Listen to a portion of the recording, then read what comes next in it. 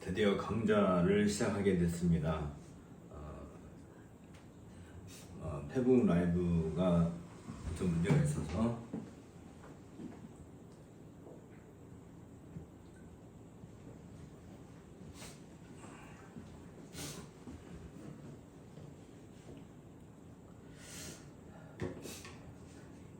그러면 우리 함께 기도하고 시작하겠습니다.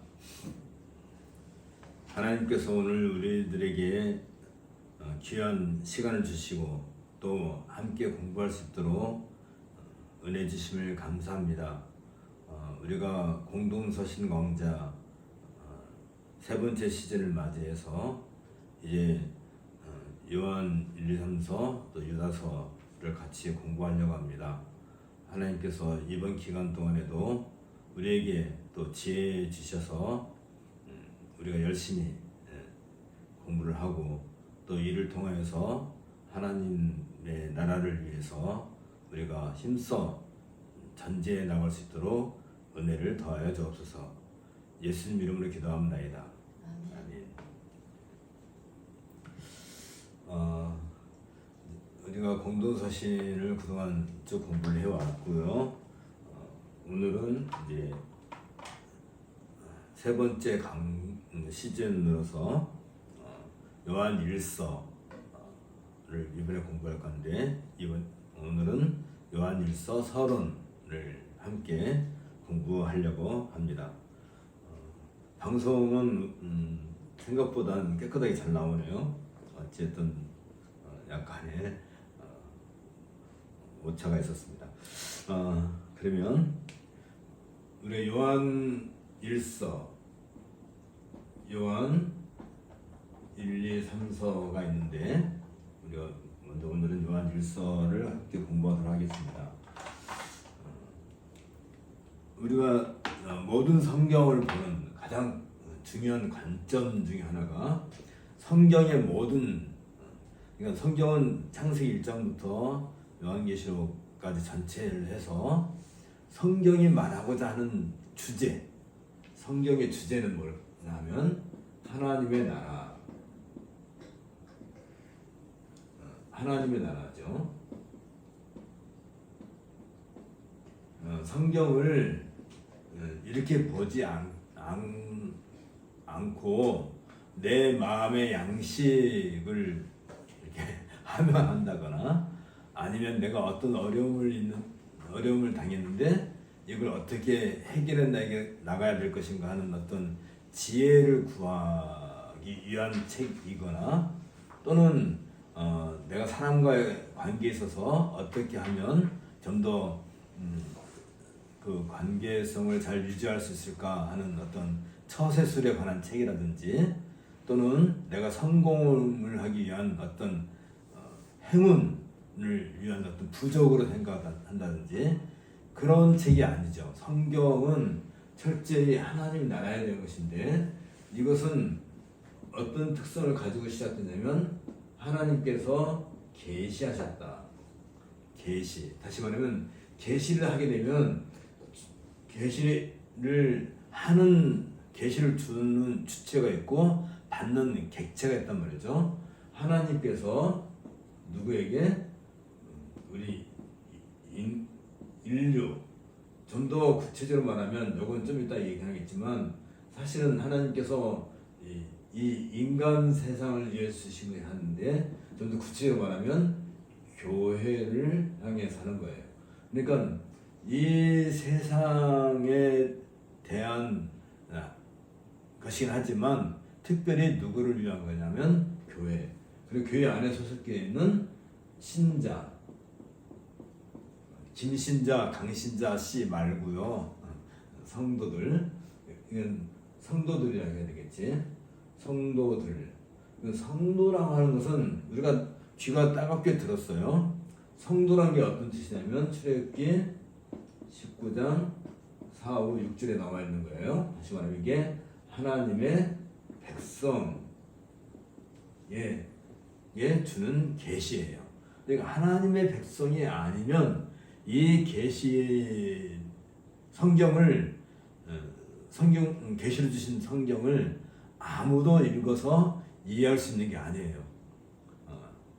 다시 말하면 한 집안에 있는데 아빠 엄마가 있고 아이들이 있고 거기에 요즘에 소위 말하면 반려동물이라 해가지고 뭐 고양이 뭐 이렇게 뭐 심지어 어떤 사람들은 파충류도 이렇게 키우기도 하는데 아빠가 아이들한테 애들아 밥 먹자 라고 하면 물론 요즘은 반려견도 알아들어요. 알아듣긴 하지만 좀 더 심오한 이야기를 할 때 그 반려견들은 이렇게 말하면 또 너무 혐오스럽긴 한데 그런 얘기가 아니라 그 자녀들만 그 말을 알아듣게 되는 거죠. 다시 말하면 하나님의 백성이라 한다 할 때 이 백성이라는 것은 하나의 가족 구성원이라고 생각하는 것이 훨씬 도움이 될 거예요. 그러면 이 하나님의 나라에 대한 얘기를 한다고 말해요. 누가? 하나님께서 그의 자녀들에게, 그의 자녀들이죠. 자녀들, 하나님의 자녀들에게 무엇에 대한 얘기를 한다고요? 하나님의 나라는 이런 것이다 라고 얘기하는 거예요. 그런데 어떤 하나님께서 이 하나님 나라에 대한 얘기를 하신다고 할 때 이 나라라고 하는 말은 오늘날은 국경이 있어가지고 이게 비자가 있어야 그 나라에 들어온다든지 뭐 그런 하는 것이지만 우리에게는 이 나라의 한 나라의 백성을 한다면 항상 여기 뭐가 필요해요? 시민권이 있어야 되는 거죠. 시민권 아니면 뭐 옛날에는 공민권이라고 됐었는데 시민권이 있어야 되는 것처럼 우리에게는 이 시티즌십 말하는 시민권이 주어져 있다. 그러니까 이 나라의 백성이라 한다는 것은 이런 의미를 시민권을 가지고 있는 거죠. 우리의 시민권은 어디에 있어요? 우리의 시민권은 하늘에 있다 한다는 점을 우리가 명심해야 되겠고, 그러면 이 성경은 무엇에 대해서 기록한가요? 이 하나님의 나라에 대해서 기록하는 것인데 여기에는 크게 두 개의 어떤 형태로 나타내요. 쉽게 말하면 구약은 성전, 신약은 교회. 그러면 성전과 교회는 무엇을 표상하는 거예요? 다른 게 아니라 하나님의 나라를 표상하는 거예요. 성전 안에서 이루어지는 그 모든 일은 하나님의 나라 일이고 교회 안에서 이루어지는 모든 일은 하나님의 나라의 일이라는 거죠. 물론 이게 구약과 신약으로 이게 나눌 수는 있긴 하겠지만 이 성전과 관련해서 주어진 것이 특별히 교회도 마찬가지고 교회를 연결시키는 어떤 통로가 하나 있다면 이게 같은 거라는 통로가 있다면 이게 뭐냐면 언약이라는 거죠. 언약. 그러니까 하나님의 언약이라는 것은 베리트라고 하는 그 하나님의 언약이라고 하는 것은 이건 불평등한 약속이에요. 다시 말하면 하나님의 언약이에요. 우리 인간의 언약이 아니라 주인이 누구예요? 하나님이에요. 그러니까 하나님께서 약속을 하시고 그 약속의 성취 또는 혜택은 누가 받는 거예요? 그 자녀들이 받는 거지. 자녀들에게 그러니까 하나님의 자녀들에게 내가 이렇게 하겠다라고 하는 것이 언약이란 거야. 언약. 이 언약은 구약의 하나님의 나라를 표상했던 성전과 신약의 교회를 떠받치고 있는 가장 중요한 사상이에요. 이건 하나의 사상.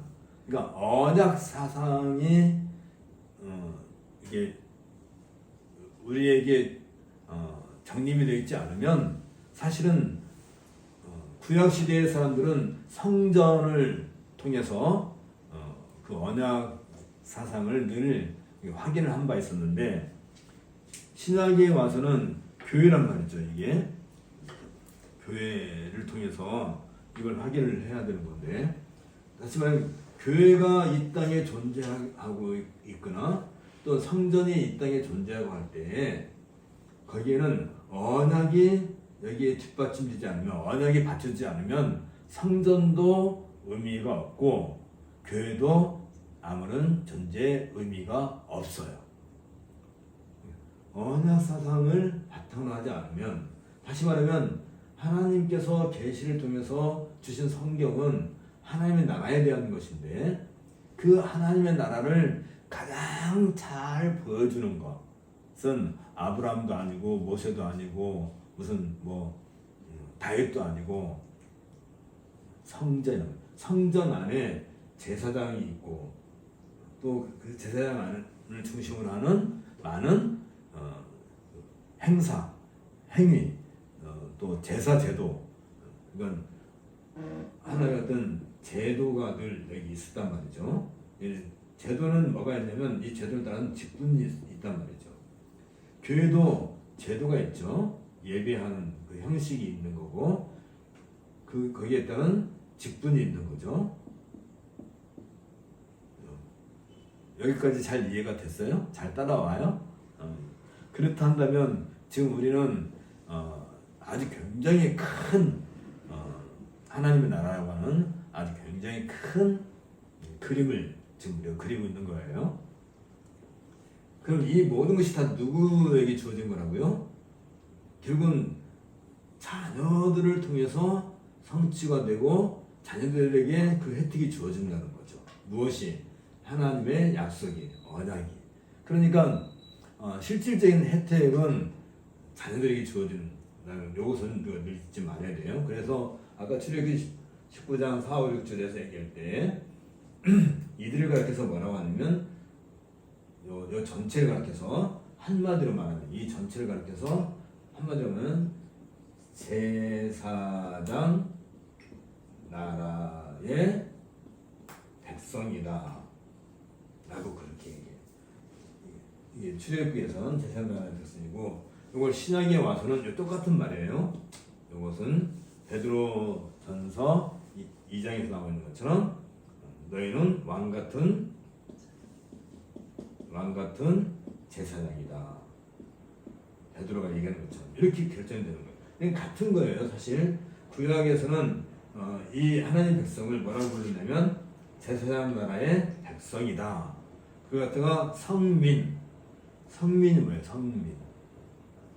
장성민 씨 혹시 이거 장성민 전도사님 이제 강도사님 어쨌든 간에 성민이라는 것이 있는데 성민은 한마디로 말하면 거룩한 백성이다. 8사람이 있네요. 거룩한 백성. 이게 이때까지 보이나요? 거룩한 백성. 이게 성민이란 말이죠. 성민. 그러니까 하나님의 가족을 가리켜서 거룩한 백성이다. 왕같은 제사장이나 제사장나라의 백성이나 거룩한 백성이라고 그러고 이들 가리켜서 뭐라고 한다고요? 성도가 뭐예요? 거룩한 무리들, 거룩한 백성이다. 똑같은 말이에요. 그러니까 우리가 교회에서 아무개 성도님이라고 할 때도 바로 이 거룩한 백성에 관한 얘기란 말이죠. 이런 것이 결국은 성경이 우리에게 해주고 싶은 이야기이고, 그렇다 한다면 이 언약은 우리가 여러 번 얘기했었어요. 처음에 하나님께서 아담에게 주셨고, 그걸 갖다가 프로토 에반젤리움 해서 원시 복음이라 했죠. 어떤 거예요? 창세기 3장 15절. 그 다음에 노아에게 주신 언약이 있죠. 노아 홍수를 통해서 주신 언약, 무지개 언약이라기도 하고, 창세기 9장에 나와 있죠. 그 다음에 하나님의 백성에 대한 언약 해서 아브라함에게 주신 언약이 있죠. 다시 말하면 아브라함에게 하나님께서 언약 주신 것은 내 백성이 누가 될 것인가. 많은 인류 중에서 하나님의 백성, 거룩한 백성은 누가 될 것인가 라고 한 것이 아브라함의 후손이어야 된다. 아브라함 후손인데 서자가 아닌 적자를 통해서 주시겠다 해서 바울의 로마서에서 가장 강조하는 내용이 뭐냐면 하갈의 소생이 아닌 사라의 소생 이삭에 대해서 어려운 얘기를 이제 하게 되는 거죠. 여기에 이제 우리가 또 하나 알고 있어야 되는 게 뭐냐면 구약 시대의 성전은 한 번 지어져서 자리를 잡으면 쉽게 옮길 수 있는 게 아니에요. 헐고 다른 곳에 물론 지을 수는 있긴 하겠지만 고정되어 있는. 그래서 구약 시대는 이 성전 제사장이 주로 누구를 중심으로 이루어졌어요? 이게 이스라엘 백성을 중심으로 이루어졌단 말이죠. 그러니까 교회는 그리스도가 그 교회의 모퉁이 돌이 되셔서 계속해서 지어져 나간다. 성령께서 지어져 나가시는데, 그래서 이제는 이 교회는 시간과 공간의 제한을 받지 않는, 그래서 이제는 보편적 또는 우주적 이라고 그렇게 얘기한단 말이에요. 근데 교회의 가장 큰 특성은 우주적이에요. 전 세계적이고 전 우주적이지 어느 한 지역에 국한되어 있거나 제한되어 있지 않아요. 다시 말하면 구약 시대는 이스라엘 백성이 되어야 돼요. 그래서 이스라엘 백성이 되려면 이 언약에서도 나와 있지만 이 이스라엘 백성이 되기 위한 가장 중요한 게 뭐냐면 어떤 증표가 뭐냐면 할례라고 해요. 할례를 받아야만 이스라엘 백성이 되는 거죠. 특히 이 할례와 관련된 것이 뭐예요? 유월절. 기억나시죠? 유월절 사건. 출애굽할 때 유월절. 그러면 이 시작에 와서는 이 할례가 이스라엘 백성이 한다면 보편적 교회의 사인은 뭐예요? 그건 세례. 여기에서도 예수님이 유월절 어린 양으로 언약을 체결하심으로써 세례를 받음으로 이 보편적 우주적인 교회의 회원이 되는 것입니다. 세례를 받음으로써 우리는 구약에서는 할례를 받음으로써 성도가 되는 거고, 신약에서는 세례를 받음으로써 성도가 되는 거다. 이런 것을 우리가 염두에 두고 이제 오늘 우리가 이제 공부할 요한 1서로 들어가도록 하겠습니다. 먼저 202페이지. 이건 이제 지우고요.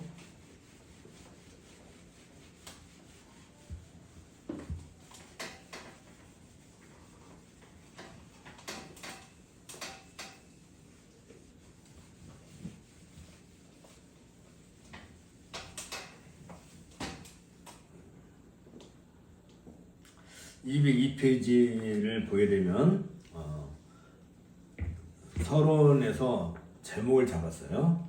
사도적 복음을 파수하는 교회의 사명 각성.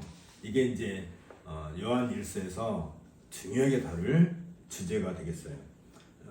202페이지 보겠습니다. 교회는 이 땅에 존재하는 동안 자신들이 고백하는 신앙으로 말미암아 항상 교회의 안팎으로부터 도전을 받아왔다. 지금 교회라고 말을 할 때 여러분들이 기억해야 될 것은 아까 이 앞전에 이 칠판에서 얘기하는 것처럼 교회 그 교회인 거예요. 다시 말하면 여기 건물로 지어져 있는 이 교회가 아니고 우주적인 교회, 보편적인 교회, 그 교회를 얘기하는 거예요. 그러니까 이 교회는 구약에서 있었던 게 뭐였다고 그랬죠? 성전. 그래서 이게 다 뭐라고 그랬죠? 하나님의 나라. 이 밑바탕은 뭐가 깔려 있다고요? 언약.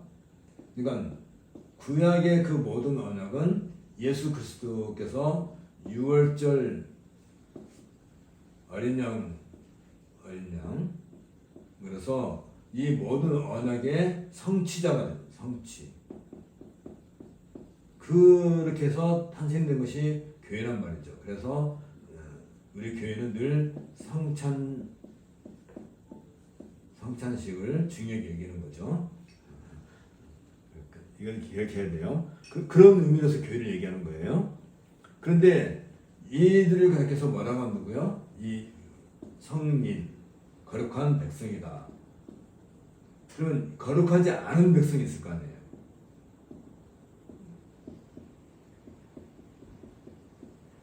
세상의 사람들과 이 거룩한 백성들 사이에는 늘 도전이 있었단 말이에요. 전쟁이 끊이지 않는 날이 없어요. 지금도 마찬가지고. 그럴 때 이 교회를 향해서 세상은 늘 공격해요. 이렇게 공격을 해온단 말이죠. 이걸 어떻게 효과적으로 방어할 것인가 하는 것을 우리가 늘 염두에 둬야 되겠죠. 그런데 이 공격에는 두 종류가 있어요. 하나는 바깥에서 이렇게 들어오는 게 있고, 하나는 이 상민이라고 하는 이 울타리 안에 들어와 있는 여기 갖다 우리는 뭐라고 그래요? 이들을 불순분자가 있단 말이에요. 어디서나. 그래서 교회는 외부로부터 가해지는 핍박을 대항해야 했으며, 동시에 이 교회 안에 있는 이 불순, 주로 이것은 신학적인 문제겠죠. 신학적인 문제. 여기는 주로 어떤 것이겠어요? 요즘에 말하는 정치적인 거, 또는 어떤 민족적인 거, 또는 어떤 그 세속적 가치관, 뭐 이런 것들이겠죠. 이런 것들이 계속 교회 성민들을, 우리 교회를 향해서 공격해오고, 교회 안에는 이게 세례라고 하는 것을 하나의 언약의 표징이긴 하지만 거짓 세례도 있는 거고, 그러다 보면 거짓 세례가 있을 뿐만 아니라 거짓 세례가 있다는 건 뭐예요? 다시 말하면 거짓 교회도 있다는 거예요. 참교회와, 그러니까 이건 참 교회라고 한다면 참교회와 이 거짓 교회가 있는 거란 말이죠. 항상 이 세상에는 요게 같은 교회처럼 보이는 거죠. 그러면서 이 교회는 이 교회 바깥에서 오는 이런 도전을 받아야 되고, 교회 안에서도 이런 거짓 교회의 도전을 늘 받아왔다. 그러니까 언제나 마찬가지인 거죠. 이건 구약 시대도 마찬가지였고요. 그러면 이 구약 시대에는 이 언약이 이스라엘 백성들을, 다시 말하면 하나님의 백성들을 이렇게 보존해주는 그 중요한 역할을 했다면, 신약 시대도 역시 똑같은 언약이 그 백성들을 보존해주고 보살펴주는 역할을 해요. 이 모든 것을 가리켜서, 그러니까 사실 이 언약이라고 할 때 구약 시대 언약은 아직 성취되지 않은 언약이죠. 신약에 와서는 아까도 얘기한 것처럼 예수님의 어린 양, 유월절 어린 양으로서 성취됐다는 거죠. 그래서 이 언약이 성취된 그 언약, 그러니까 언약에서 약속한 것이 최종적으로 예수 그리스도에 의해서 성취되었다 하는 그 언약 사상을 가르쳐서 뭐라고 하냐면 그걸 갖다가 복음이라 한다는 거예요. 복음. 그러니까 우리가 뭐 복음을 듣네, 뭐 믿네, 또 복음에 대해서 얘기하려 할 때 이 복음은 무엇에 대한 얘기예요? 언약의 유월절 어린 양이신 누구를 통해서? 예수 그리스도를 통해서 성취된 그 사실, 그 내용, 그걸 가리켜서 복음이라고 그래요. 그러니까 복음이라면 복된 소식, 아 나한테 무슨 복이 왔구나 그런 얘기가 아니라 무엇이 성취됐다고요? 구약의 역사에서 수없이 약속되었던 하나님의 언약이 유월절 어린 양이신 예수 그리스도에서 성취되었다 라고 선언하는 것이 곧 복음이에요. 그러니까 우리가 사복음서를 가지고 있죠. 마태, 마가, 누가, 요한 복음서가 있는데 이 네 개의 복음서는 바로 이것에 대한 얘기예요. 구약에서 약속된 언약이 유월절 어린 양이신 예수 그리스도를 통해서 어떻게 마침내 성취되었는가 라고 할 때에 거기에 이 성취된 사건 중에 하나가 뭐냐면 십자가 사건이죠. 십자가 사건. 그렇게 해서 성취가 된. 그러니까 이 복음에는 십자가를 통해서 복음이 완성됐기 때문에 복음에서 십자가를 빼버리면 복음에서 십자가를 빼버리면 이건 거짓 복음이 되는 거예요. 참 복음과 거짓 복음의 차이가 뭐예요? 결국은 십자가. 그러면 이 십자가는 단순히 예수님께서 십자가에 달려서 죽으신 그 사건만 얘기하느냐 그게 아니라 이 십자가를 지시기 위해서 예수님이 이 땅에 내려오신 때부터 이 십자가를 지시고 부활하셔서 승천하시기까지의 그 모든 과정, 예수님의 탄생, 그 다음에 성장, 사역, 일하심, 그리고 죽으심, 그리고 부활,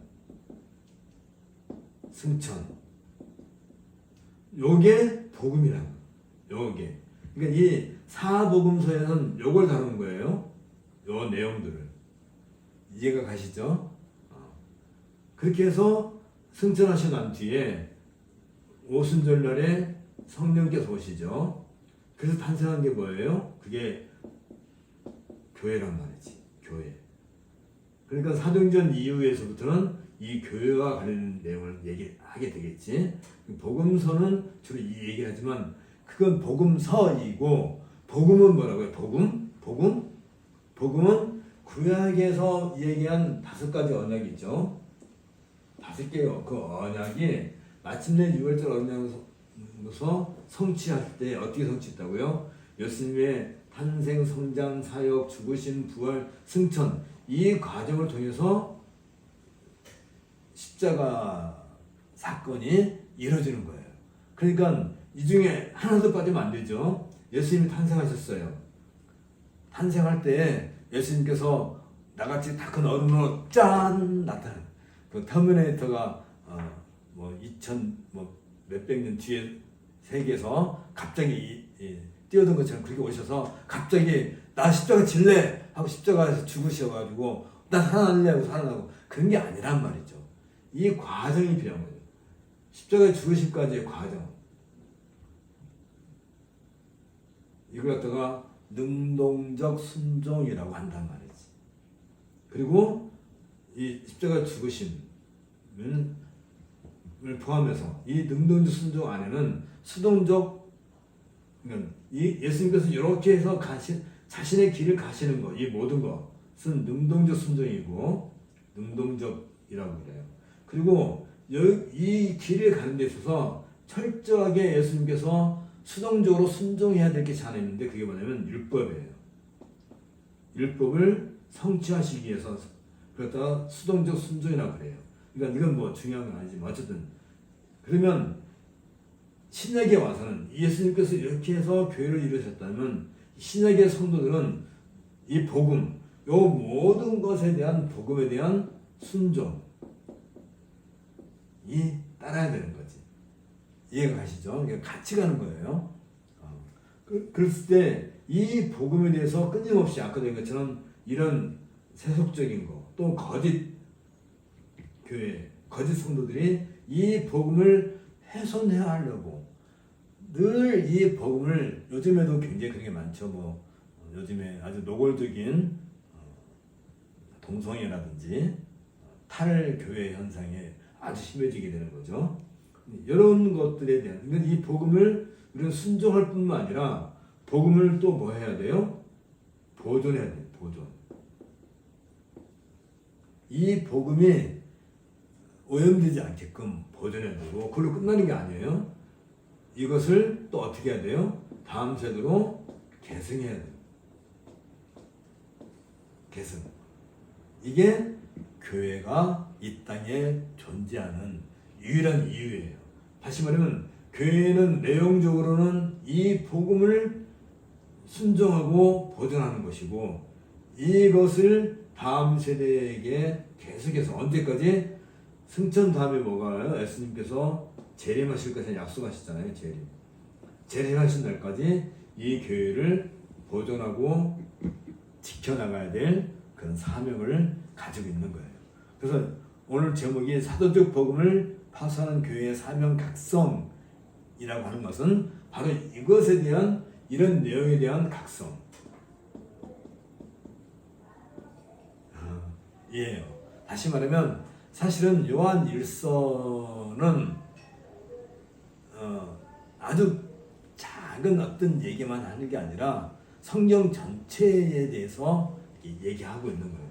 그러면 이 각성이라고 할 때 각성한 결과 나오죠. 다시 말하면 이런 우리가 앞서서 얘기한 거, 이런 내용들 쭉 공부한 거, 그리고 이 복음에 대한 순종과 보존, 그리고 계승을 각성하게 되면 이 각성하게 된 결과 우리가 드러내야 될 게 뭐냐면, 이 각성이 된 사람에게 나오는 등장이 뭐냐면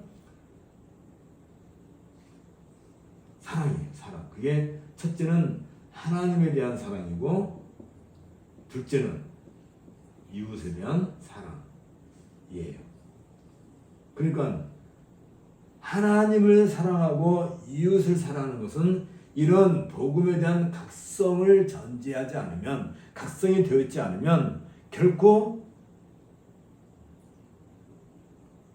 하나님을 사랑할 수도 없고 이웃을 사랑할 수도 없어요. 요한 1서가 특별히 사랑을 얘기하는데 그 사랑은 바로 이 사랑을 얘기하는 거예요. 그냥 내가 마음에 드는 사람을 듬뿍, 자녀들 태어났을 때, 아기가 태어났을 때 아낌없이 사랑을 베풀죠. 아낌없이 사랑을 베푸는데 그 사랑은 사실 하나님 사랑을 반영하는 거지. 리플렉션 하는 거죠. 이게 마치 말하면 거울 보는 것 같아요. 그러니까 내가 하나님을 사랑하는 것을 거울로 보면 누구를 사랑하는 거예요? 이웃을 사랑하는 거였지. 그러니까 하나님 사랑과 이웃 사랑은 사실 분리가 되진 않아요.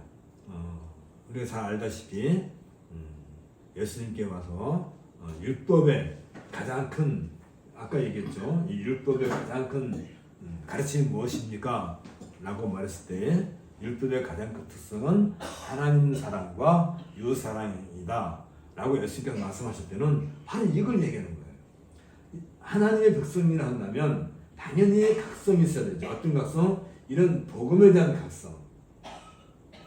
그 복음에 대한 각성은 다시 말하면 복음을 순종하고 보존하고, 이 복음은 이걸 다른 말로 말하면 이 가스펠이 뭐예요? 하나님의 말씀이죠. 하나님의 말씀, 하나님의 말씀을 순종하고 보존하고 계승하는 이런 사명 의식을 각성한다면 당연히 하나님을 사랑하고 그의 백성들을 사랑해야 되겠죠. 이게 요한일서에서 하고 싶은 이야기예요. 그래서 특별히 이제 오늘 우리가 주로 다룰 것은 뭐냐면 이 도전, 세속적인 도전과 교회의 어떤 대응, 이 내용을 우리가 잘 기억하고 있어야 돼요. 잊어버리면 안 돼요. 그렇다면 이미 AD 64년을 전후해서 이 AD 64년을 앞뒤로 해서 이제 AD 70년이죠.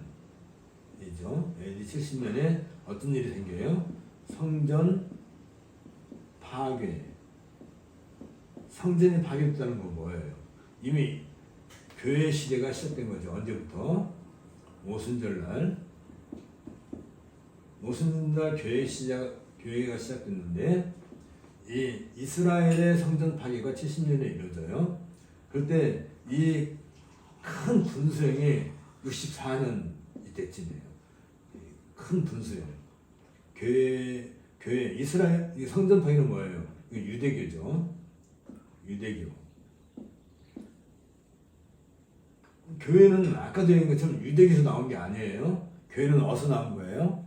구약의 언약 성취로부터 나온 거란 말이죠. 이게 구약의 언약 성취로부터 나온 것이 교회인데, 이 교회가 이때까지만 하더라도 유대교와 교회가 잘 구분이 안 됐어요. 유대교는 뭐예요? 유대교는 이 성취를 부정하는 거예요. 이해가 가죠? 그러니까 언약의 모든 그 유월절 언약은 예수 그리스도이신 유월절 언약이신 예수 그리스도에서 성취됨으로써 등장한 것이 교회인데, 요걸 부정하는 것이, 다시 말하면 이 언약만 가지고 있는 것이 유대교란 말이지. 이 유대교는 지금도 이 언약이 성취될 것을 기대하고 있는 거지. 그래서 다윗 왕국이 다시 건설될 것이다 라고 얘기하잖아요. 그럼 이 유월절 언약에 대해서 마태가 소개하기를 뭐라고 소개해요? 유월절 언약에 대해서 마태 소개하기를 마태복음 1장 1절.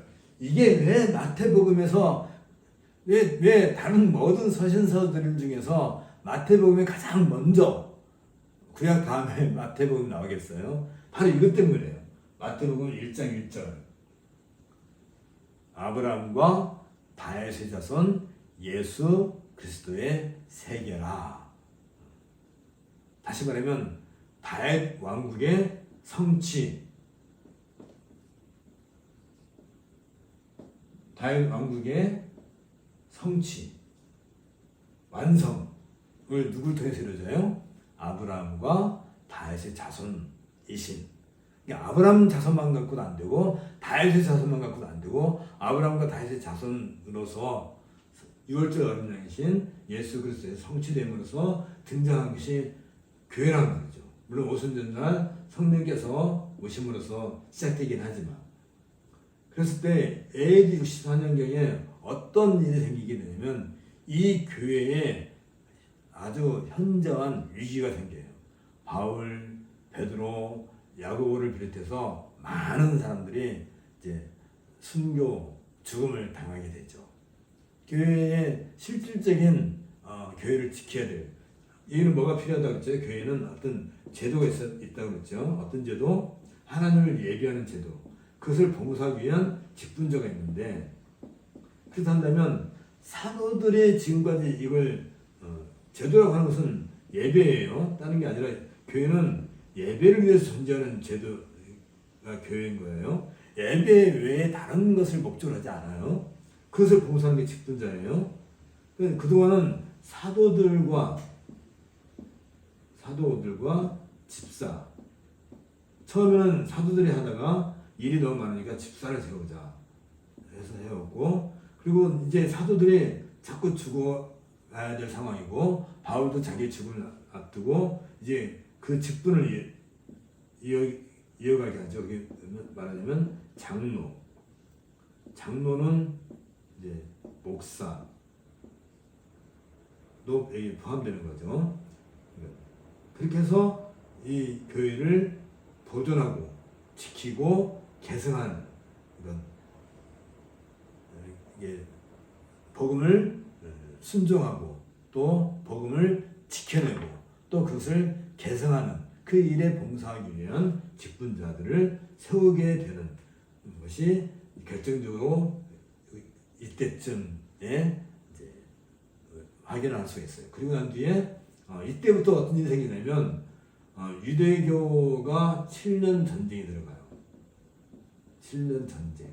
로마를 상대로 이게 굉장히 그 의미가 있는 게 뭐냐면 유대교가 다윗 왕국을 건설하겠다고 로마와 전쟁을 벌여요. 7년 동안. 무려 7년 동안. 그리고 마침내 70년. 그러니까 이때부터 시작되는 거지. 이때가. 그리고 7년 동안 전쟁 후에 AD 70년에 예루살렘 성전이 마침내 파괴됨으로써 유대인들이 이제 나라를 잃게 되고, 물론 로마의 속국이긴 했지만 속국이라도 일단 나라라고 하는 것이 남아 있었지만 그 나라가 완전히 해체가 되버렸죠. 그리고 우리가 알다시피 1985년에 이스라엘이라고 하는 국가가 가나안 땅에 만들어지게 되는데 그건 다윗 왕국과 상관이 없어요.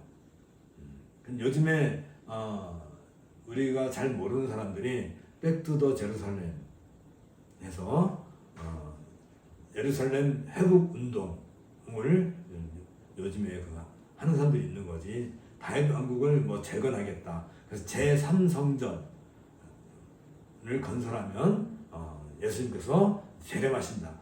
이런 이야기들은 다 극단적 세대주의들에 의해서 만들어진 이야기이고, 백투더 제루살렘 이런 운동은 전혀 성경적인 것이 아니죠.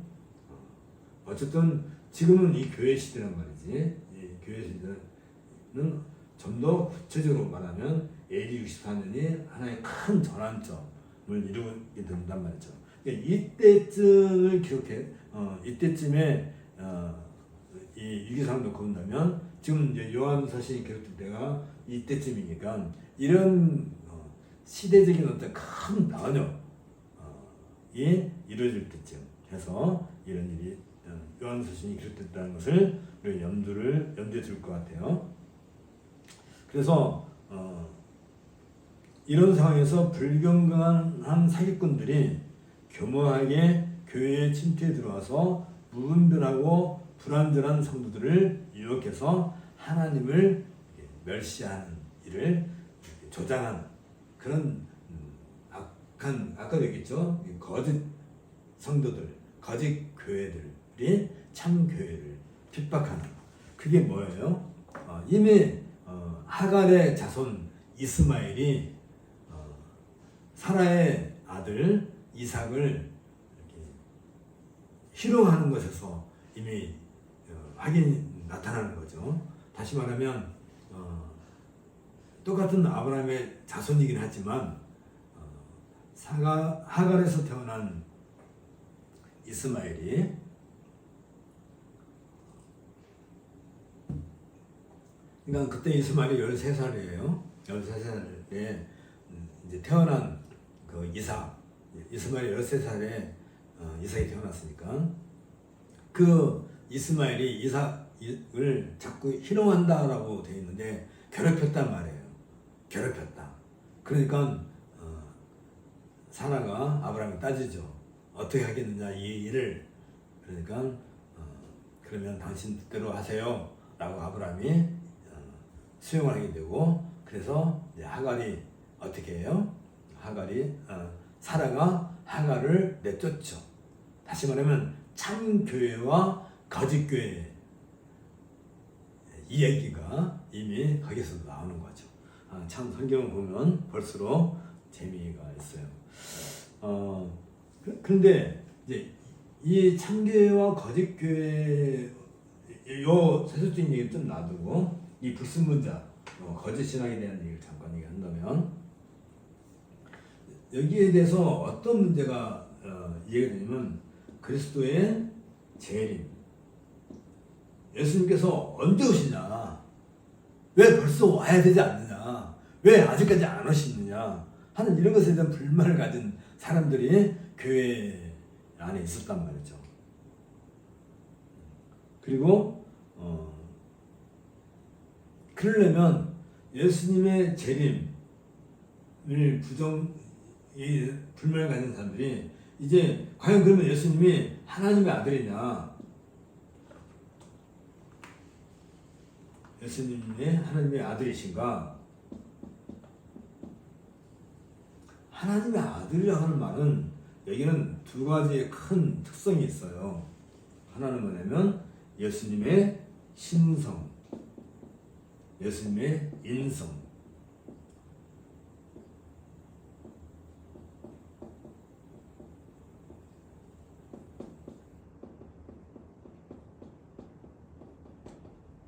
그리고 신성과 인성. 과연 예수님이 재림하신다 한다면 왜 자꾸 오지 않느냐? 그건 하나님의 아들이다, 아들이 아니냐 하는 점에 있어서 그게 왜 또 하나님의 아들이 할 때 하나님의 그 신성 아니면 인성, 어떻게 사람이 죽었다가 다시 태어나 다시 부활할 수 있어? 부활을 부정한다든지 하는 이런 거. 예수님은 처음부터 하나님의 아들이 아니었단 말이지요. 그러니까 태어날 때부터 하나님의 아들이 아니라 나중에 하나님의 아들인 것처럼 우리를 속인 거야. 그러니까 예수님의 재림은 없는 거야. 이런 식으로 신학을 변질시키는 그런 일이 생긴단 말이죠. 그렇죠? 지금도 마찬가지죠. 똑같은 문제가 있는 거예요. 과연 예수님은 동정녀 마리아로 태어나셨는가? 탄생하셨는가? 다시 말하면 신성을 가지고 계시는가? 처음부터 하나님 자신이신가? 삼위일체 하나님이신가? 이걸 부정하는 것은 여호와 증인들은 철저히 부정하죠. 절대로 예수님은 하나님이 아니라고 그러죠. 신성을 부정하는 거란 말이죠. 그러면 신성을 인정하는데 그럼 하나님은 하나님이시야. 근데 어떻게 하나님이 그 고결한 하나님이 불결한 인간의 몸을 입을 수 있어? 그러니까 예수님은 인간이 아니야 라고 또 주장하는 거죠. 그러니까 예수님은 인간이 아니기 때문에 우리가 눈으로 볼 수 있는 재림도 오시지 않는다. 이렇게 또 주장할 수가 있게 되는 거겠죠. 이런 문제들이 자꾸 발생하게 되니까 이 온전한 신학에 대해서 여기 202페이지 보면 거짓 가르침으로부터 사도들의 복음, 사도들의 복음이 아까 뭐라고 그랬어요? 여기에 복음을 그랬죠. 언약의 유월절 통해서 교회가 이루어졌다 하는 이것이 이제 복음의 큰 내용이라 한다면 이걸 성도들에 대한 내용이라 했죠. 이것을 보존하고 그 성경의 권위를 확고하게 하는 일, 그리고 사도적 믿음이 그릇된 믿음에 대한 절대적이며 확실한 판단의 기준이 된다는 사실. 그러니까 이 사도적 믿음, 이 복음을 믿음, 이게 뭐예요? 믿음은 순종이겠지. 이것만이 거짓 복음에 대해서 그것을 무찌르기 위한 유일한 길이다. 그래서 이걸 분명히 하는 것이고, 그 다음에 거짓 사상의 도전을 무찌르기 위한 바른 신앙. 바른 신앙은 뭐예요? 바로 이거죠. 언약과 성취, 그리고 교회의 복음, 교회에게 주어진 복음, 그 복음을 지켜나가기 위한 거. 그러면 그 지켜나가기 위한 것이 뭐라고 그랬죠? 언약이라고 그랬죠. 언약. 그 언약을 신학적으로 확실하게 체계화시키는 일이 바로 교회가 할 일이다 라고 하는 거예요. 이런 것들을 우리가 연두에 두고서 이제 요한 1서 이게 바로 서론이에요. 요한 1서가 우리에게 해주고 싶은 전반적인 내용은 바로 이런 이야기다. 좀 더 구체적으로 말하면 이 도전은 이 교회에 향한 도전은 항상 유대교가 먼저 있었다고 했죠. 유대교, 유대주의자, 유대인이고 유대주의자가 있어요. 유대인도 유대주의지. 그러니까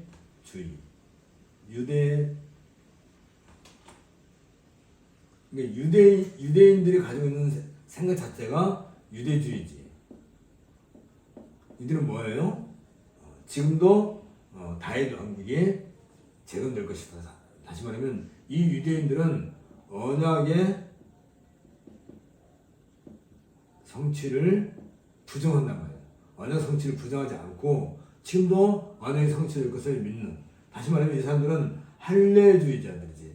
다시 말하면 이 사람들은 할례를 가지고 있는, 할례 받은 사람들이 유대인이고 할례를 받지 않았지만 말하자면 이 유대주의를 추구하는 사람들이 있어요. 어떤 사람들 이방인이지만 유대인들과 친하다 보니까 또 유대 그 회당 같은 데서 유대주의를 공부하다 보니까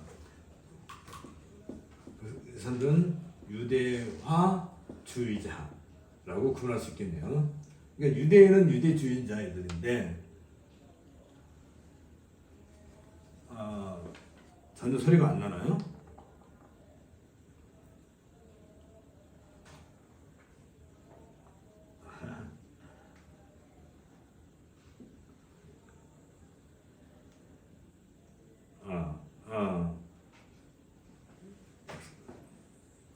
소리가 안 났어요?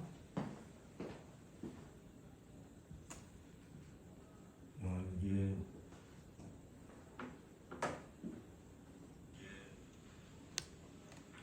이게 제대로 안 꽂혔었는데. 어떻게?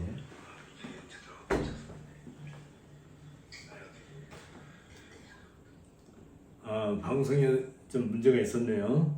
안타깝게도.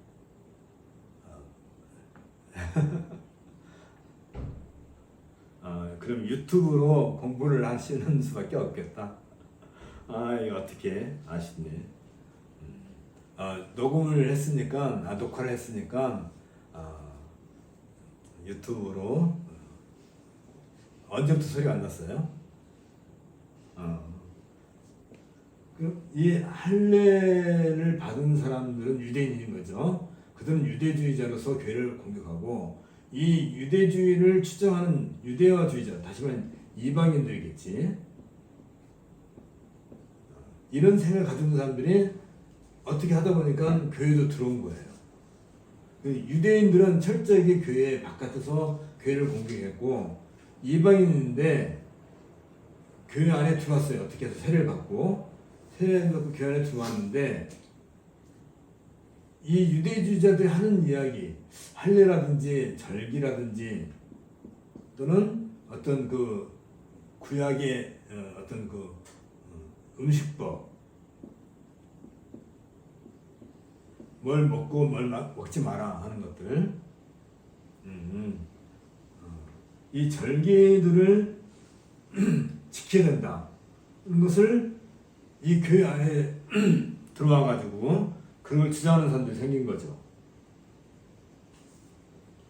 그러니까 이 당시 지금과 달리 그때만 하더라도 유대인 중에서 할례를 받은 유대인 중에서 어떤 사람들은 복음을 듣고 교회에 들어온 사람이 있고 그랬겠죠. 뭐 베드로도 그랬으니까.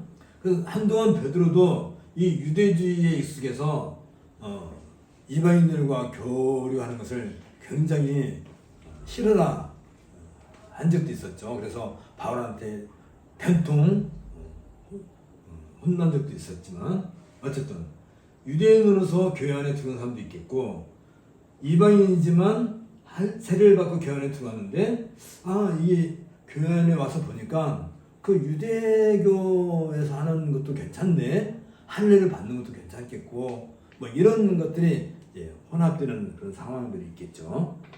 그런 것들이 있다 보면 이 할례라든지 절기라든지 음식법 이런 것을 주장하는 사람들은 주로 뭘 강조하냐면 율법주의를 강조해요. 율법주의. 율법을 지켜야 된다.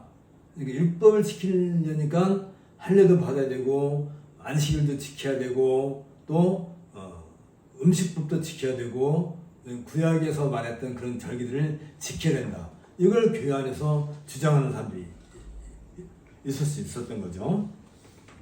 그 다음에 이제 203페이지 넘어가면 이제 반율법주의자들이 또 있죠. 무슨 소리냐? 이런 거 이제 다 필요 없어. 이제 안 지켜도 돼. 까지는 좋은데 여기서 이제 더 나가서 율법 자체를 부정한다. 율법 자체. 근데 우리가 생각할 때 율법이라 할 때 아까 제가 말씀드렸어요. 예수님께서 철저하게 율법을 성취하셨다. 순종하셨다. 하는 것은 율법은 뭐가 담겨 있어요? 언약이 담겨 있다. 언약. 율법을 부정한다는 것은 언약을 부정하게 되는 거와 똑같아요. 언약은 신구약 성경을 받드는 가장 중요한 밑바탕인데 밑받침을 치워버리면 어떻게 되겠어요? 우리가 상 위에 아름다운 음식을 선택했는데 상 다리를 발로 차버리면 마찬가지로 율법을 부정해버리면 그러니까 지금 두 가지 문제 생긴 거예요. 하나는 율법주의를 강조하다 보니까 이런 절기라든지 할례라든지 이런 예식법을 지켜야 된다 라고 주장하는 사람들이 생긴 거고, 아니야 이제는 새 시대가 열렸어. 그러니까 율법은 아예 이런 파기해야 돼. 율법을 파기하게 되면 어떤 문제 생겨요? 언약을 부정하게 되는 문제 생긴단 말이죠. 그 다음에 어떤 문제 또 생겨요? 이제 혼합주의. 이제 혼합주의라고 하는 것은 뭐냐면 그러니까 이방인들이겠죠. 주로 어떤 지역에 옛날에는 다 무상을 섬겼잖아요. 우리들도 옛날부터 무상을 많이 섬겼으니까 우리나라만 하더라도 오랫동안 불교, 유교, 도교 가까웠잖아요. 이런 것에 익숙했던 사람들이 교회 안에 들어오게 되면 야 그래도 우리도 그 유교의 가르침은 좀 받아야 되지 않겠느냐. 굉장히 좋지 않아. 착하게 살고 어른들을 공경하고 그러니까 우리도 그런 정신을 좀 갖고 무슨 소리야. 우리도 도를 좀 닦아야지. 도를 아십니까? 하고 교회 안에서도 이런 것들을 자꾸 가져오려고 하는. 그러니까 내가 전에 가지고 있었던 어떤 그 종교적 성향을 교회 안에서 자꾸 그걸 해보려고 하는 거지. 가장 대표적인 게 뭐예요? 운세. 우리나라는 이 운세 뽑기, 하루 운세, 또 일주일 운세, 토종비결에서 1년 운세 이런 걸 되게 좋아한단 말이에요. 그래서 심지어 무슨 말씀 뽑기, 무슨 뽑기입니까? 뽑기는 그런 거, 또 차관 그런 것들을 교회 안에서 자꾸 조장을 하는 거예요. 그게 이제 혼합주의죠. 나 예수님도 믿어. 나 복음도 믿어. 나 예수님이 죽을 거야. 그런데 말이야. 우리 자유유선 지켜야 되지 않겠니? 좋은 말 같아요? 나쁜 말 같아요? 좋은 말 같잖아요. 유교에 익숙하다 보면. 무슨 소리야. 우리도 좀 선을 좀 하자. 근데 요즘에 교회 안에서도 선을 추구하는 사람들이 되게 많아요. 교회 안에서 아주 유명한 목사들도 그걸 해요. 트리아디스라든지 다 그런 거란 말이죠. 그 다음에 옛날부터 방언해서 방언을 통해 가지고 그 엑스타시 어떤 황홀경, 종교적 황홀경에 도달을 했다는 거야. 우리 방언합시다. 방언해가지고 방언을 막 한 30분 하게 되면 정신이 돌죠. 정신이 돌아. 그래서 내가 뭔가 이상한 기운을 느끼고 또 뭐죠? 이게 불 받아라! 그러면 막 뒤로 막 쓰러지고 요즘에 그 일부 웃기는 사람들 성령춤 빠져갖고 무슨 음악 복음성가 막 틀어놓고 목사가 막 마이크 들고 주여 막 이러면 막 사람들이 앞에 나와가지고 이상한 막 춤을 막 춰가면서 막 뒤로 넘어지기도 하고 앞으로 굶어지기도 하고 어떤 사람 누워가지고 막 무슨 그 뭐죠? 개그 본부르듯이 그 이상한 짓거리를 한단 말이에요. 왜 하겠어요? 그거 해보니까 재밌단 말이죠. 성령춤 해가지고 그냥 막 사람들이 한 줄로 서가지고 빙빙빙빙 막 돌고 옛날 우리 강강수월래 하듯이 교회에서도 그거 한단 말이에요. 손잡고 강강수월래 하듯이 복음성 틀어놓고 이걸 왜 해요? 이런 것들이 왜 필요해요? 이게 뭐냐면 이 복음으로 우리가 뭔가 좀 이게 복음의 99% 완벽한데 거기에 플러스 1% 조금만 더 양념 좀 더 치자 이거예요. 쉽게 말하면 교회가 존재하는 게 뭐라고요? 이 복음을 철저하게 보존하고 지키는 것이 이것을 복음을 철저하게 지키는 것이 어디서 가장 잘 나타나냐면 다른 데서 아니에요. 예배에서 나타나죠. 예배. 그럼 복음 자체를 공격하기가 어려우니까 예배의 형식을 자꾸 건드는 거예요. 왜? 그게 쉽잖아요. 복음을 건들면 이단이라고 그러고 사입이라고 그러고 막 이렇게 하니까 우리 예배 시간에 조금 바꾸자. 그래서 예배를 어떻게 바꿔요? 요즘에 그런 예배 많죠. 무슨 영화 예배, 연극 예배, 또 뭐죠? 한 30분 동안 음악 가스펠 예배 이런 식으로 예배를 자꾸 바꾸는 거예요. 예배형 이것도 무슨 우리는 다양하다. 그리고 목사가 그냥 와서 한 5분 동안 간단하게 메시지 전하고 나머지 1시간 동안 계속 노래 부르고 춤추고 예배에 이 복음은요 이 복음이 가장 완벽하게 구현되는 것이 예배란 말이죠. 예배를 봉사하기 위해서는 뭐가 있었다고요? 목사와 장로, 집사가 봉사를 해요. 그러니까 이들을 갖다 항존직이라고 그러죠. 항존직. 이들에 의해서 진행되는 거예요.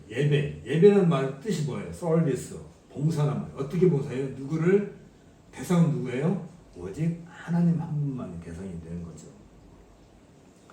그게 이제 혼합주의가 드는 거고, 그 다음에 이제 정치적인, 아까 얘기했죠. 정치적인, 민족적인, 세속적인 어떤 그런 성향들을 가지고 교회를 자꾸 도전해오는 그런 상황이 언제부터 AD 64년을 앞뒤로 해서 가장 극적인 반전을 이루게 된 것을 볼 수 있다. 그렇게 해서 이런 어떤 외형적인 특성이 있다면 이제 교회 안에 들어왔을 때 아까 얘기했죠. 그리스도의 재림을 부정하다 보니까 어떤 문제가 시작됐다고요? 예수님의 신성, 그리스도의 신성, 또 인성을 부정하는 이런 신학적인 도전이 생기게 된단 말이죠. 그런데 공통점이 있어요. 요런 그 참교회 말고 이 거짓 교회에 속해 있는 사람들의 그걸 주장하는 사람들의 어떤 그 공통점이 있는데, 이 공통점이 뭐냐면 하나님의 말씀을 철저하게 순종하고 지키는 게 있어서 뭐라고 하나, 이 예배라고 했잖아요. 이 예배를 부정해요. 예배를 소홀히 여기는 거지. 예배를 내 편을 따라서 하는 거지. 그러니까 예배는 철저하게 모든 하나님 백성들이 하나님을 향하여 이렇게 경배해야 될 그건데, 예배가 어느 순간에 하나님은 잠깐 뒷방에 가 계세요. 그 똑같죠. 회갑잔치를 한단 말이죠. 요즘 안 하나? 환갑잔치를 하는데 자손들이 다 모여가지고 건하게 상 다 차려놓고 이제 절하고 용돈 좀 드리고 아버지 잠깐만 좀 저 뒷방에 좀 가 계세요. 우리 좀 잔치 재밌게 우리 놀게요 해가지고 주인공인 할아버지는 저 뒷방에 가 계시고 손자들께 모여가지고 잔치하는 거랑 똑같단 말이죠. 그러니까 뭘 해야 돼요? 예배가 아까 얘기한 것처럼 세속적으로 변질되는 그런 일들이 생기는 거예요. 가장 큰 게 뭐냐면 일단 예배를 흐트러요. 그러니까 이 거짓 복음, 거짓 교사 이런 모든 것들은 그리스도의 재림도 부정하고 그리스도의 신성을 부정하고 그리스도의 인성을 부정하려고 보니까 동정녀 마리아 탄생을 부정할 수밖에 없잖아요. 아니 사람으로 태어나지 않았는데 어떻게 인성을 인정할 수 있어요? 그러니까 동정녀 마리아 탄생 자체를 부정하게 되고 또는 이것을 너무 강하게 강조를 하죠. 아주 강조를 하죠. 성모 마리아. 그래서 성모 마리아는 죽지 않고 승천해서 지금 삼위일체 하나님과 동등하게 그 자리에 계신다. 그래서 우리가 예수님께 직접 기도하기가 좀 그러니까 엄마한테 뇌물을 쓰자. 우리 그런 거 있잖아요. 아기가 좀 억울한 일이 생기고 그러면 쟤를 좀 혼내줘야 되는데 누구한테 가서 일러요? 제일 먼저 엄마한테 일러죠. 엄마 제가 나 때렸어. 제가 나한테 욕했어. 제가 내 거 뭐 뺏어갔어. 엄마한테 일르는 것처럼 우리 교회가 이 예수님의 인성을 너무 강조하다 보면 이제 예수님이 누구한테서 태어났냐면 마리아한테 태어났다. 그래서 성모 마리아를 이제 예배하게 돼요. 경배하게 된다고. 경배하다 보면 예배하게 되고 그러면 때로는 하나님의 어머니가 되시는 거예요. 그래서 성부, 성자, 성령의 어머니시다. 성자의 어머니시다. 그래서 요즘에 어머니 하나님이 또 등장했죠. 다 이런 문제점들이 이제 시작된 거죠. 자, 그래서 여기에 대해서 이건 좀 들어가가지고 206페이지 가운데 바로 위에 보면 이들의 큰 주장은 다른 게 아니에요. 예수 그리스도를 부인하고 그들은 부정할 뿐만 아니라 교리적으로 불순하게 되면 삶의 형태도 불순해요. 먹고 마시고 자자 그렇게 되는 거죠. 성찬을 거룩한 성찬을 아주 오염시키고 하는. 그래서 이제 206페이지부터 잠깐 봅시다.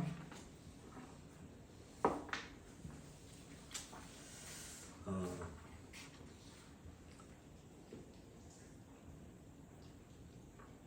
207페이지 위에 단에서 보면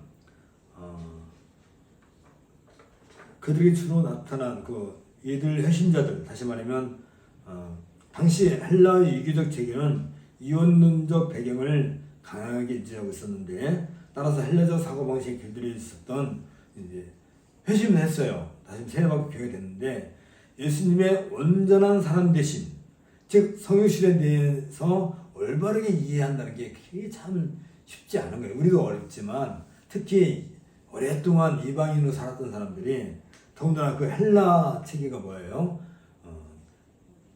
이 영은 깨끗하고 거룩하진 반면에 육은 아주 더럽고 추한 거라서 이건 벗어버려야 된다라고 주장하는 사람들이니까 예수님의 그 인성에 대해서 굉장히 오해가 잘 안 됐던 거예요. 그래서 그들의 큰 문제점이 뭐냐면 예수님이 하나님의 아들로서 다시 오신다는 것에 대해서 이게 별로 믿음이 없고 또 하나님이신 주 예수 그리스도의 신성에 대한 것에 대해서도 아니 어떻게 인간이 하나님이지? 인간의 몸을 입고 있는데 그걸 하나님이라 할 수 있지? 오해할 수 있겠고 또 예수님의 인생에 대한 확고한 신뢰에 대한 문제점. 지금은 너무나 확고해서 로마 캐토릭처럼 성모 마리아 숭배를 하게 됐지만 그건 1500년대나 시작된 거예요. 그 이전에는 그 도대체 이해가 안 돼요. 요한님처럼 절대 예수님은 하나님이 아닌 거지. 그런 문제들이 생기는 거죠. 거기에 대해서 208페이지 우리가 좀 공부해요. 거기에 대해서 요한은 어떻게 주장을 하느냐면 요한 1서에서 가장 중요하게 다뤄질 것 중에 하나가 요한 1서 1장 7절하고 요한 1서 5장 6절이에요. 이 두 가지가 요한 1서에서 가장 중요한 것이고 그러니까 요한 1서를 제대로 이해하려면 이 맥락이 있어야 돼요. 어떤 맥락이냐면 요한 1서 1장 7절 그리고 5장 6절 이걸 이어주는 것이 3장 요한복음 3장 16절도 기가 막히게 여기하고 비슷해요. 요한1서 3장 16절 요게 요한1서의 가장 중요한 맥을 이루어요. 그 내용이 뭐냐면 영원한 성자이신 예수님. 영원한 성자가 뭐예요? 하나님께서 영원 전에 예수님을 영원 전에 하나님께서 예수님을 탄생시키신 거죠. 그러니까 같이 있는 거예요. 그래서 하나님의 아들이신 거죠. 그러니까 예수님은 영원 전에 하나님부터 출생하셨다라고 우리가 얘기하는 거예요. 그 영원한 성자이신 예수님께서 자신의 피로 모든 죄에서 우리를 깨끗게 하신다. 그래서 예수님께서 하나님의 아들 예수 그리스도께서 물과 피로 임하셨다. 이 중요한 내용. 이것을 어떤 것 한쪽에, 그러니까 하나님의 아들을 부정하든지 아니면 그러니까 하나님의 아들로서의 신성을 부정하든지 인성을 부정하든지 그것은 가장 큰 신학적인 문제를 일으키기 때문에 물과 피로 임하셨다는 것은 인성을 강조하는 것이고 하나님의 아들이라 하는 말은 신성을 강조하는 것이죠. 요한에게 있어서는 그가 오셔서 뭘 했다고요? 복음 뭐예요? 이것을 성취, 십자가 사건이라고 그랬죠. 십자가 사건을 통해서 이것을 성취하셨다. 이것이 바로 구원의 핵심이죠. 당시에 이런 것들은 다시 말하면 영원하신 하나님의 아들이시다 라고 말하는 그 자체가 그 사람들한테는 이해가 안 됐던, 지금도 물론 많은 사람들이 이해가 안 되겠죠. 그러면서 그 결과가 뭐냐면 이게 다 하나님의 사랑이다. 하나님의 사랑이다. 이 모든 일들이. 그래서 요한 1서에서는 하나님의 사랑이 많이 나오게 되고, 그러면 이 거짓 교사들, 거짓 복음을 가진 사람들은 하나님은 사랑한다고 하는데, 이 하나님을 사랑한다고 하는데 하나님을 사랑하게 되면 뭘로 항상 나타낸다고요? 예배를 나타내야 되는데 이 예배가 곧 하나님 사랑을 나타내는 거고, 또 하나 가장 결정적인 것이 뭐냐면 그게 바로 이웃사랑.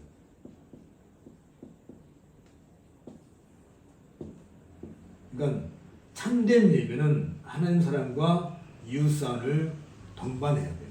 그러니까 하나님 사랑을 위해서는 목사와 장로가 주로 이 일을 하죠. 이웃사랑은 누가 해요? 집사가 이 일을 하는 거죠. 집사 직분이. 그래서 이 하나님의 사랑을, 이웃사랑을 이루는 그 일에 있어서 예수님의 그 십자가 성취는 결국은 우리에게 있어서 요 요한일서 1장 7절, 5장 6절, 3장 16절 통해서 뭘 하냐면 하나님과의 화목. 그러니까 여덟 절. 그러면 요 둘을 이어주는 끈이 뭐냐면 이게 화목이죠.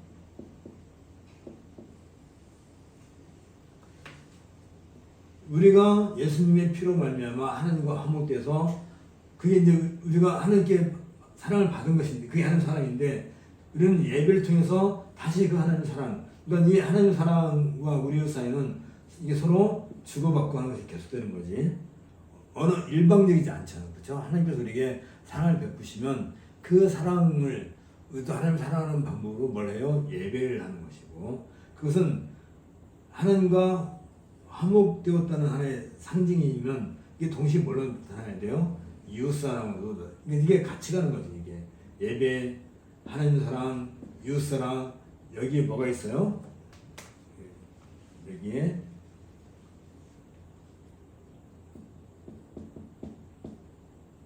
샬롬이 있단 말이에요. 샬롬이 같이 가는 거죠. 자,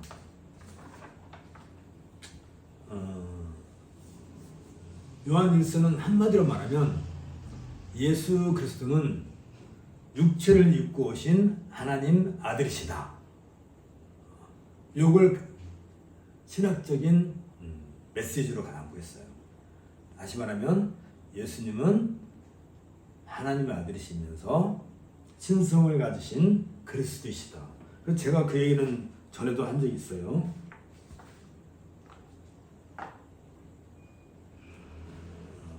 전에 우리가 공부할 때 예수는 그리스도시다. 예수님은 그리스도시다 할 때 이 예수님은 동정마리에 태어난 예수님의 인성을 강조하고 그리스도라는 말은 예수님의 신성을 강조한다. 그러니까 예수님만도 아니고 그리스도만도 아니고 예수 그리스도인 거죠. 그게 뭐예요? 그걸 상징하는 것이 예수 그리스도 하나님의 아들 구세주라고 해서 익투스에서 익투스라는 그 헬라어 단어, 헬라어를 예수 그리스도 하나님의 아들 구세주, 이걸 헬라어를 모으면 익투스에서 이게 물고기가 되는 거예요. 물고기가 그 상징이 되는 거죠. 그래서 우리 교회는 다른 것 아니에요. 바로 이걸 믿는 거예요. 이걸 믿는 거예요. 예수는 그리스도시다. 하나님의 아드님이시다. 그는 우리의 구세주시다. 이걸 믿는 거예요. 이게 믿음이에요. 이걸 믿지 않고 다른 것은 믿는 것은 여기에 다른 것이 더해져도 안 되고 빼도 안 되고 그 믿음이 아닌 거지. 이것을 가르치는 거. 예수는 곧 그리스도시다 라고 가르치는 것이 곧 뭐냐고요? 그걸 가르쳐서 복음이라고 해요. 그리고 이것은 교회를 통해서 주어지는 거예요. 교회가 없이 주어지지 않아요. 왜? 아까도 얘기했죠. 언약은 누가에게 주어졌다고요? 교회에 주어진 거예요. 교회에게. 그래서 이것을 믿는 거. 예수 그리스도는 하나님의 아들이시면서 예수는 곧 그리스도시고 우리의 구세주시다 믿는 것. 이게 참된 믿음이고 여기에서 벗어나는 것은 거짓 믿음이고 이 믿음은 결국 뭘 가져와요? 아까도 얘기했지만 늘 얘기가 반복돼서 좀 그렇게 하는데 이 믿음은 하나님의 말씀을 순종하는 것이고 하나님의 말씀 순종은 뭐예요? 참된 예배로 나가는 거예요. 그 다음에 하나님의 말씀 순종했으면 그것은 곧 이웃을 사랑하는 거로 이렇게 연결되는 거예요. 이것이 요한 1서에서 우리에게 전해주는 중요한 메시지가 되겠습니다. 그래서 210페이지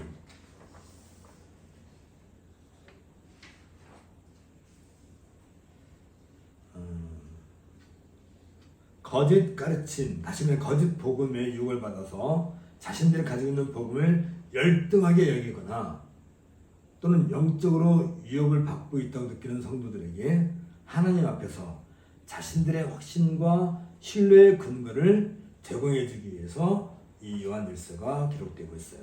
이런 점에서 요한은 거짓 가르침의 주장과는 대조적으로 예수님이 육체를 입고 오신 그리스도이시며 예수는 곧 인간이고 그리스도는 곧 신성을 강조하고 있죠. 이 예수님에 대한 믿음은 다시 말하면 예수님이 우리 하나님의 아들이시고 구세주시다 하는 이 믿음은 하나님의 명령, 그것이 곧 하나님의 명령이라는 거예요. 예수는 곧 그리스도시다 라고 하는 것이 하나님의 명령이에요. 그게 하나님 나라에 대한 얘기고 이게 다 연결되는 거죠. 그래서 요한은 참 하나님이시며 참 사람이신 그리스도에 대한 올바른 믿음의 필요성과 그 믿음에 따른 행실, 뭐예요? 이웃사랑이죠. 하나님 사랑하는 거고 이웃 사랑하는 것을 같은 것이다. 이렇게 함으로써 요한은 성도들 하여금 믿음 생활을, 신앙이죠. 믿음 생활을 지속하도록 하고 더욱 믿음 안에서 발전하도록 하며 잘못된 거짓 복음이죠. 또 저급한 성도의 삶. 왜 사람들이 저급해지는지 아세요? 공부하기 싫어서 저급해지는 거예요. 공부하기 싫어서, 놀고 싶어서 저급하게 사는 거지.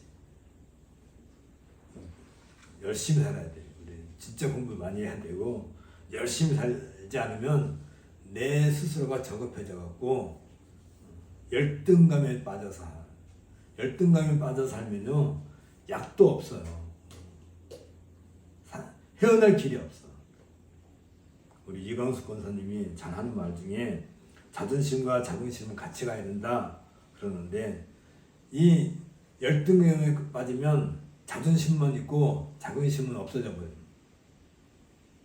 공부를 하지 않으면 열등감에 빠져요. 우리 교회 다니는 사람들 중에 열등감에 빠진 사람 되게 많죠. 왜 빠져요? 그러지 말라고. 우리에게는 가장 큰 보화가 있어요. 그게 뭐예요? 바울이 말하기를 예수는 그리스도시다 하는 이 복음을 가지고 있는 교회, 그걸 가르쳐서 뭐라고 해요? 질그릇에 담긴 보배라고. 질그릇에 담긴 보배.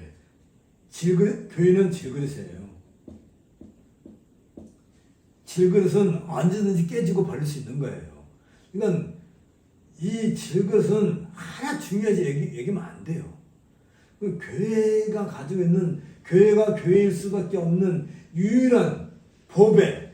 그러니까 질그릇이 대접받는 이유는 질그릇 안에 무엇이 담겨있느냐면 보배. 이게 복음이란 복음. 복음이 없으면 이거 깨지고 내버리는 거예요. 이 복음이 뭐라고요? 예수는 곧 그리스도시다. 하나님의 아들이시다. 요게 갖고 있어야 교회인 것이지, 이걸 떠나버리면 그건 교회도 아닌 거고 성도도 아닌 거고 그건 그냥 싹돈이고 그게 이단이고, 그게 바로 요즘날 우리 한국에서 소위 대형교회 목사들이라고 하는 사람들에게서 과연 복음이 있을까요?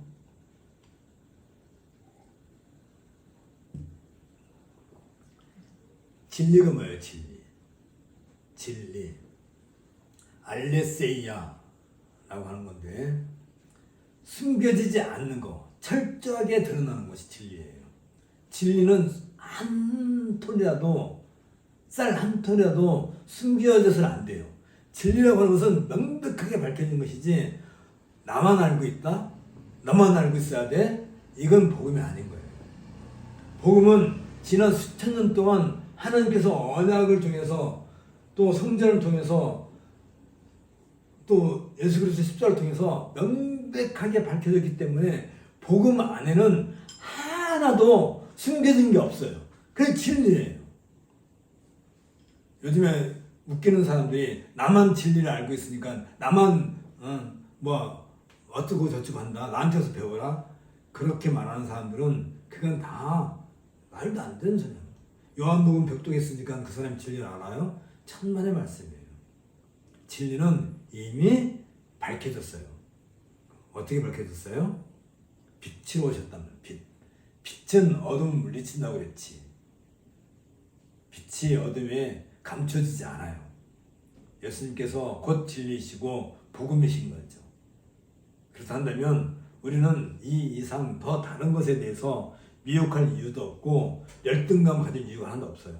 우리는 비록 질그릇이지만 우리는 언젠가 다 뭐 병들고 죽게 되긴 하겠지만 우리가 담고 있는 이 복음만은 진리로서 영원할 거란 말이지. 그래서 한다면 우리가 이 땅에 살면서 하나도 기적인 일이 없겠죠. 함께 기도하겠습니다. 하나님 아버지, 오늘 우리를 통해서 진리의 밝은 빛을 이 땅에 드러내시기를 기뻐하셔서 이런 귀한 말씀을 또 공부할 수 있게 해주신 은혜를 감사드립니다. 이 말씀을 통해서 우리가 잘 듣고 배우고 깨우침을 받아서 과연 하나님께서 기뻐하시고 제거하는 하나님의 자녀들로 우리가 이 땅에서 살 수 있도록 은혜를 더하여 주옵소서. 예수님 이름으로 기도합니다. 아멘. 수고하셨습니다. 다음 주에 더 뵙겠습니다.